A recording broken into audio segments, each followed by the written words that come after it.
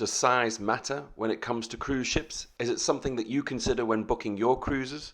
So today we're going to be doing small cruise ships versus big cruise ships, the pros and cons. Stick around.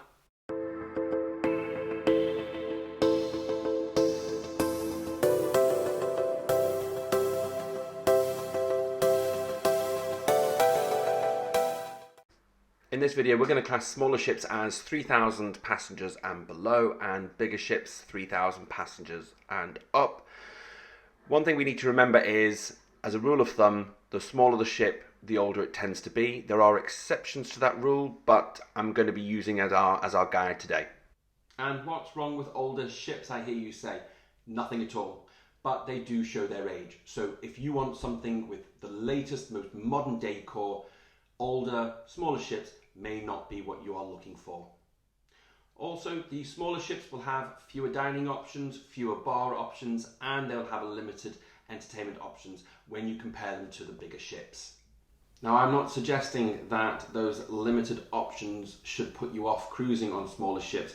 On the contrary, I love smaller cruise ships because of those limited options. I often find that the service in those restaurants and bars tends to be just that little bit better. For example, I often find on smaller ships that staff will remember my name, my cabin number and my favourite drink, and not because my face pops up on a screen or that they get to see my cabin details or drinks orders on an iPad.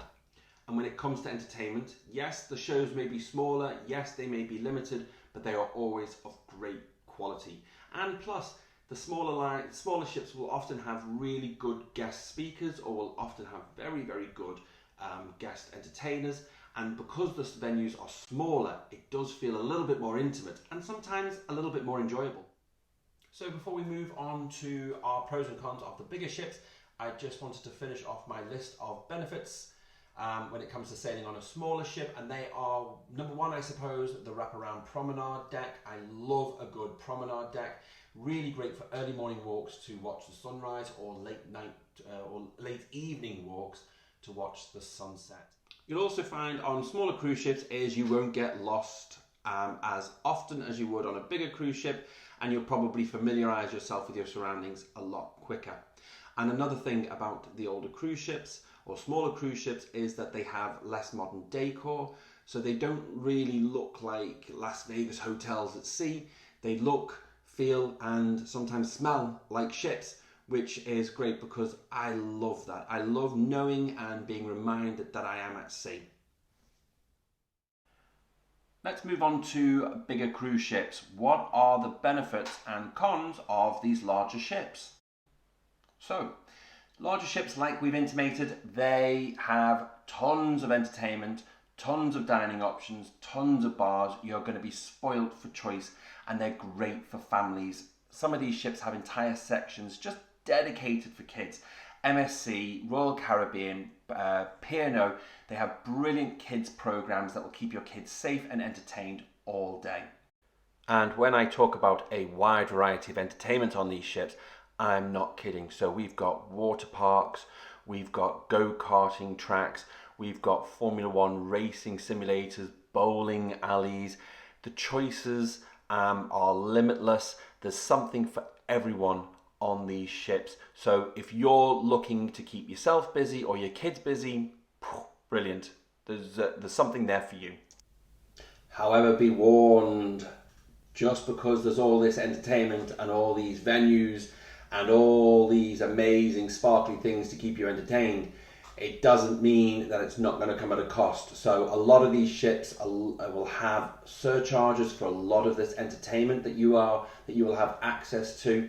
And also, the big thing that I need to make you aware of is, as ships get bigger, they get taller. So they can put more passengers on board, but that doesn't mean that there is a corresponding expansion of the deck space upstairs. So if you're looking for a deck chair on a sea day, on, let's say, for example, the MSC Virtuosa or one of the other large cruise line ships that carry 6,000 plus people, you're probably going to find it difficult to find a deck chair without having to get up really, really early.